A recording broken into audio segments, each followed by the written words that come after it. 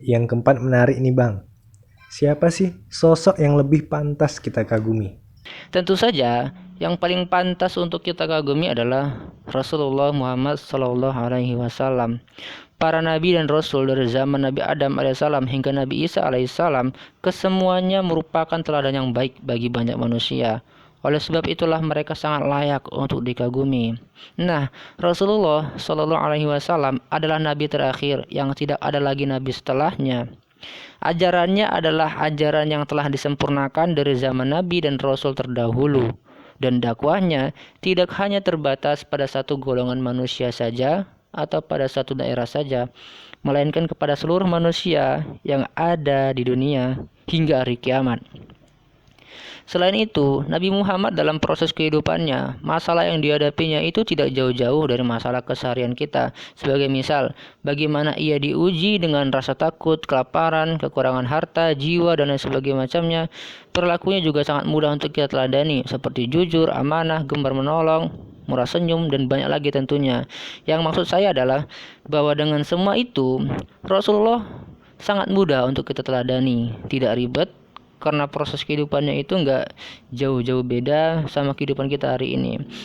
Palingan hanya beda konteks saja. Rasulullah pada zaman dulu, kita pada zaman hari ini. Namun persoalannya ya itu saja. Buktinya Al-Quran yang diturunkan dan disusun ribuan tahun lamanya hingga hari ini masih sangat relevan sebagai solusi kehidupan kita. Bahkan ayat-ayat Al-Quran tidak ada yang direvisi sedikit pun, karena memang Al-Quran bukanlah buatan manusia, melainkan kalam Allah Subhanahu wa Ta'ala. Selain itu, Allah juga telah mengatakan dalam Al-Quran bahwa di dalam diri Nabi Muhammad itu ada suri teladan yang baik. Quran Surah Al-Ahzab Surah ke-33 pada ayat yang ke-21. Laqad kana lakum fi Rasulillahi uswatun hasanah. Sungguh telah ada pada diri Rasulullah itu suri teladan yang baik bagimu. Sudah jelas-jelas Allah mengatakan bahwa Rasulullah itu ada teladan yang baik bagi kita. Maka dari itu, sudah seharusnya kita untuk kagum kepada Rasulullah Shallallahu Alaihi Wasallam, dan bukti kekaguman kita itu adalah menjadikan Rasulullah sebagai teladan. Senantiasa kita untuk terus belajar sunnahnya dan menjalankannya dalam kehidupan kita sehari-hari. Apabila kita tidak mau meneladaninya dan tidak memiliki kekaguman kepada Rasulullah, itu berarti ada yang salah dengan diri kita. Sebab Allah dan malaikat saja bersalawat kepada Nabi, masa kita tidak? Innallaha wa malaikatahu yusholluna 'alan nabi. Ya ayyuhalladzina amanu sallu alaihi wasallimu taslima. Sesungguhnya Allah dan para malaikatnya bersolawat untuk Nabi. Wahai orang-orang yang beriman, bersolawatlah kamu untuk Nabi dan ucapkanlah salam dengan penuh kehormatan kepadanya. Quran Surah Al-Ahzab ayat yang ke-56. Allah dan para malaikatnya saja menghormati Rasulullah. Ini adalah bukti bahwa Rasulullah memiliki keistimewaan yang luar biasa dan sangat layak untuk dikagumi. Maka dari itu, kita yang mengaku beriman kepada Allah dan para malaikat, sudah sepatutnya lah kita untuk bersalawat juga, termasuk untuk memiliki perasaan kagum dan menjadikan Rasulullah sebagai teladan kehidupan. Selain Rasulullah, kita juga dapat menjadikan para sahabat dan para pejuang muslim terdahulu sebagai sosok teladan dan sosok untuk kita kagumi. Kita bisa membaca banyak referensi terkait kisah teladan mereka atau mengikuti kajian-kajian yang membahas mengenai keteladanan mereka. Karena bagaimanapun juga, suksesnya Rasulullah dalam menegakkan Islam tidak terlepas dari perjuangan para sahabat dan para pejuang muslim terdahulu. Oleh sebab itulah, kisah sejarah mereka itu jangan sampai tenggelam atau bahkan hilang. Kita harus memiliki kesadaran bahwa perjuangan mereka itu sangat berharga. Oleh sebab itu, kita harus terus belajar, mencari referensi dan menyebarluaskannya agar kisah-kisah sejarah yang luar biasa hebat dulu itu dapat menginspirasi kehidupan kita hari ini. Terlebih lagi bagi kita selaku anak muda. Jangan sampai kita malah mengidolakan mereka yang malah menjauhkan kita dalam berjuang di jalan Allah Subhanahu wa Ta'ala. Selanjutnya, kita juga dapat kagum dan menjadikan teladan orang-orang siapapun itu yang pastinya mereka dapat membawa kita kepada Allah Subhanahu wa Ta'ala. Mereka itu mungkin bisa ustadz, orang tua, sahabat, dan siapapun itu. Yang penting kita dapat semakin dekat dengan Allah dan menjadi pribadi yang beriman dan bertakwa. Jadi, Indikator utama dari sosok yang harus kita kagumi itu adalah mereka mampu membawa kita menjadi pribadi yang beriman dan bertakwa kepada Allah Subhanahu wa taala, sehingga kita dapat menjadi pribadi yang bahagia baik di dunia dan juga di akhirat. Namun, ingat, tidak boleh melampaui batas, tetap ikuti syariat, jangan berlebihan, ntar kita malah tersesat.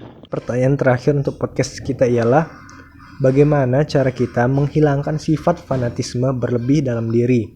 Kita harus kembali kepada Allah. Kita mohonkan petunjuk sama Allah agar kita bisa terbebas dari sifat fanatik yang berlebih di dalam diri kita. Poin pentingnya adalah sifat fanatik yang berlebih itu adalah masalah, dan segala masalah yang kita alami harus kita mintakan sama Allah untuk petunjuk penyelesaiannya. Baca, pelajari, dan amalkan juga Al-Quran, karena di dalamnya ada banyak solusi kehidupan. Di samping itu, kita juga harus meningkatkan ibadah, memperbanyak sholat. Sholat itu, kata Allah, dapat mencegah perbuatan keji dan mungkar. Inna sholata tanha anil fasya'i wal mungkar. Apabila kita sudah sholat tetapi ternyata masih berbuat maksiat, jangan berhenti sholat, tetapi perbaiki sholat. Sebab bisa jadi sholat kita masih belum benar. Jika sudah benar sholatnya, insya Allah maksiat akan lewat, termasuk sifat fanatik di dalam diri akan minggat. Selanjutnya, kita juga harus mencari teman yang saleh, sebab beliau akan mengantarkan kita kepada ketaatan. Minta nasihatnya dan bergaul dengan baik kepadanya. Namun, teman-teman yang lama jangan juga ditinggalkan, sebab yang ditinggalkan itu bukan orangnya, melainkan sifat-sifat buruk di dalam dirinya, termasuk diri kita. Kita juga harus terus belajar, banyak membaca, hadir di pengajian. Insya Allah kita akan mendapatkan banyak ilmu, di mana dengan ilmu tersebut tentunya akan mengantarkan kita kepada perbuatan atau aktivitas-aktivitas yang benar dan baik. Kemudian kita harus menghilangkan sifat buruk tersebut pelan-pelan. Segera cari dan lakukan aktivitas lain yang jauh lebih bermanfaat. Cari juga idola lain yang lebih layak untuk diidolakan, seperti Rasulullah, para sahabat Rasul, para pejuang muslim terdahulu, atau orang-orang di sekitar kita, yang kesemuanya itu dapat mengantarkan kita kepada ketaatan kepada Allah Subhanahu wa taala. Walaupun begitu, tetap tidak boleh berlebihan. Ingat, poin yang cukup penting adalah istiqomah.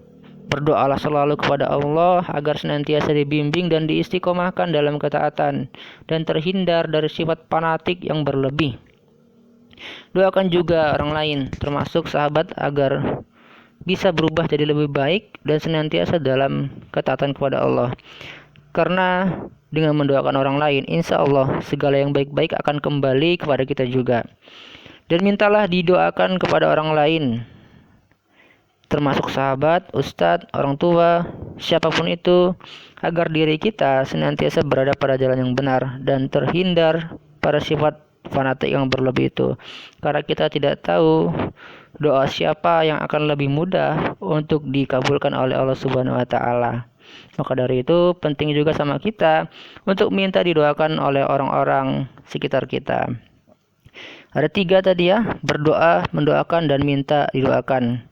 Ini adalah poin yang cukup penting untuk kita bisa istiqomah. Nah, sebagai penutup, saya mengajak kita semua untuk sama-sama saling mendoakan agar kita bisa terhindar dari sifat fanatik yang berlebih di dalam diri atau mengagumi sesuatu secara berlebihan, dan bisa istiqomah dalam ketaatan.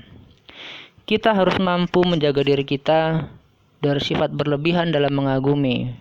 Jangan sampai kita jadi seperti Fir'aun yang saking kagumnya dengan kekuasaan yang ada padanya, malah menganggap dirinya sebagai Tuhan. Jangan sampai juga kita seperti Qarun yang saking kagumnya dengan harta yang ada padanya, malah menjadi pribadi yang takabur dan ditenggelamkan Allah ke dalam lautan. Jangan sampai kita seperti tukang kebun yang ada di dalam Quran Surah Al-Kahfi, yang saking kagumnya terhadap kebun yang ada padanya, malah membuatnya mempersekutukan Allah dan kebunnya pun dibinasakan. Jangan sampai juga kita seperti Qais yang saking kagumnya kepada Laila, malah meninggalkan rumah dan keluarganya hanya untuk menulis puisi-puisi cinta di hutan belantara dan dianggap gila oleh orang-orang. Namun, jadilah kita seperti Khadijah yang kekagumannya kepada Muhammad bin Abdullah mengantarkannya menjadi wanita penghuni surga. Jadilah kita seperti Abu Bakar yang kekagumannya kepada sahabatnya mengantarkannya menjadi ahli surga yang di dalamnya bersama Rasulullah Shallallahu Alaihi Wasallam. Jadilah kita juga seperti Fatimah Az-Zahra yang kekagumannya kepada ayahnya mengantarkan dirinya menjadi wanita yang dijamin masuk surga. Atau seperti Salahuddin Al-Ayyubi yang kekagumannya kepada Rasulullah mengantarkannya menjadi pembebas Baitul Maqdis. Atau seperti Sultan Muhammad Al-Fatih yang kekagumannya kepada Rasulullah mengantarkannya menjadi pembebas Konstantinopel. Dan banyak lagi tentunya sosok-sosok hebat yang layak untuk kita kagumi, yang kesemuanya itu dapat mengantarkan kita kepada surganya Allah Subhanahu wa Ta'ala. Selain itu, saya juga berpesan kepada kita semua, manfaatkanlah sebaik-baiknya apabila hari ini kita sudah bergabung dalam sebuah wadah untuk bisa terus belajar dan memperbaiki diri. Bahkan apabila dengan wadah tersebut kita dapat berdakwah dan semakin dekat dengan Allah Subhanahu wa Ta'ala, tetap pertahankan dan perjuangkan. Banyak di luar sana orang-orang yang ingin menjadi lebih baik tetapi tidak menemukan wadah kebaikan, sehingga mereka tetap istiqomah pada kemaksiatan. Wadah tersebut adalah lingkungan kita, organisasi kita, komunitas kita, rumah kita, di mana kita dapat belajar dan berkembang di dalamnya. Kalau kita belum menumbuhkan wadah itu, segeralah cari, atau kalau belum dapat, ya kita yang buat sendiri wadah itu. Semoga Allah senantiasa membimbing kita, menjauhkan kita dari sifat kagum kepada yang salah, dan menghindarkan kita dari sifat berlebihan dalam mengagumi. Amin ya rabbal alamin. Masya Allah, luar biasa ya ikhwah fillah penjelasan yang disampaikan Abang Da Umar. Di sini kita bisa mengambil kesimpulan bahwasannya kita sebagai manusia tidak boleh terlalu berlebihan dalam mengagumi sesuatu yang akan berdampak perbuatan syirik kepada Allah Subhanahu wa Ta'ala. Na'udzubillahi min dzalik. Terima kasih buat Abang Da Umar yang telah menyampaikan hal-hal mengenai berlebihan dalam mengagumi. Semoga dapat kita pahami dan direnungkan berjamaah. Baik ikhwah fillah, sekian dulu podcast kali ini. Kita ambil yang baik, buang yang buruk. Mohon maaf jika saya ada kesalahan, dan terima kasih sudah mendengarkan sampai akhir. Semoga bermanfaat dan sampai jumpa di podcast selanjutnya. Saya Muhammad Hafizamsyah, mahasiswa USU jurusan Sastra Arab, undur diri. Selamat